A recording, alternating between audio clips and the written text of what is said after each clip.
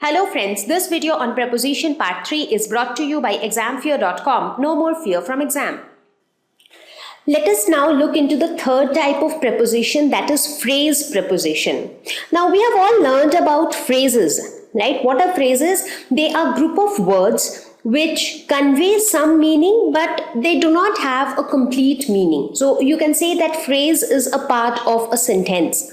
Okay, so now group of words that behave like a preposition is called phrase preposition. So here it is not just one word, it is a group of words. When you have multiple words which together behave like one preposition, that is called phrase preposition. So you say we started with simple preposition, which was just one word. Then we learned about compound preposition, which was one word, but that word is basically made by adding a prefix to an existing word. Phrase preposition is multiple words altogether. So it is not just one word, but more than one word, which together behaves like a preposition. Let's take this example. Take the book away from the table. So here you have two nouns, book and table. And which is that word, or rather which are those words which tells or which indicates the relationship between the book and the table? That word is away from. So away from together acts as the preposition, because here if you just say take the book away the table, it doesn't make much sense. Again, if you say take the book from the table, even that also doesn't make complete sense, right? So the meaning is complete and appropriate when you use away from. So here away from is a phrase preposition.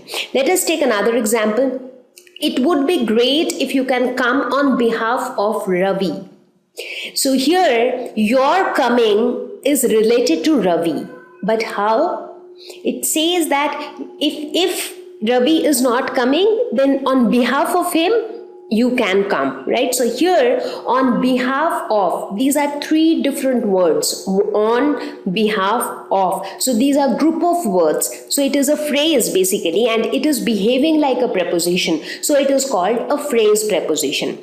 Let's look at yet another example. Let's go to the market instead of wasting time. So here again, instead of is a phrase preposition. So I hope you got the idea, right? When you talk about just simple prepositions like at, in, on, up to, so those are all simple prepositions. Then you talk about compound prepositions, which are single word preposition, but they have been formed by adding a prefix like around, below, beside, inside, outside. So they are all compound prepositions. And phrase prepositions are always multiple words which together behave like one preposition. So they are phrase prepositions. So here instead of, in spite of, these are all examples of phrase preposition.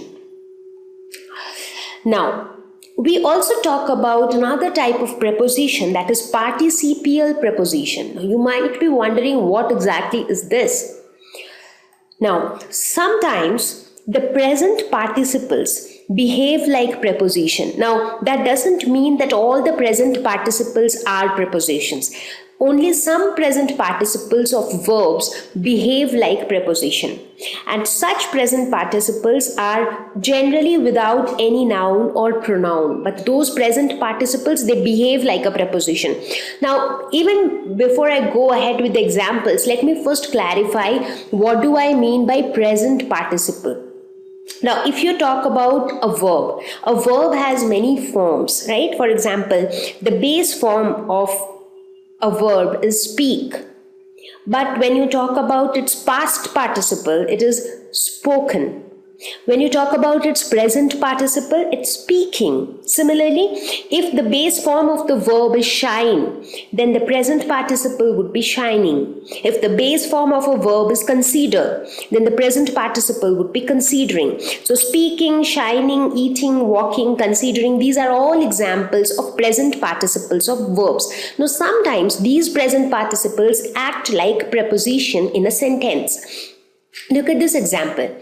Check the ticket status considering the dates, right? So here considering is a participial preposition. So here considering is basically indicating the relationship between the ticket status and the dates. So it kind of relates the two, right? So considering here is a participial preposition because it is a present participle which also behaves like a preposition. Regarding your ticket status, consult the manager. Here regarding, the word regarding, even though it is a present participle, it actually means with regards to. In this case, in this sentence at least, regarding refers to with regards to your ticket status, please consult the manager. So regarding here again is a participial prepositions. Now participial prepositions are not very common, but yes, you sometimes come across them when these participles are used like prepositions. Otherwise, they are not very common. Some other examples of participles which behave like prepositions are regarding, respecting, touching. So these are all examples of participial prepositions. Now again, it depends in what context these participles are used in a sentence. Now, you have many present participles of verb like walking, singing, studying, but not all of them behave like prepositions. Only certain present participles behave like prepositions. So please remember that. Okay. Thank you. Please visit examfear.com for free quality education. You can learn with a simple 4-step learning process wherein you can watch video lessons, you can ask your questions, you can refer notes, and you can take a free online test. We have content for class 6 to 12 on physics, chemistry, mathematics, and biology along with practical videos. So please subscribe to our channel for daily updates. Thank you.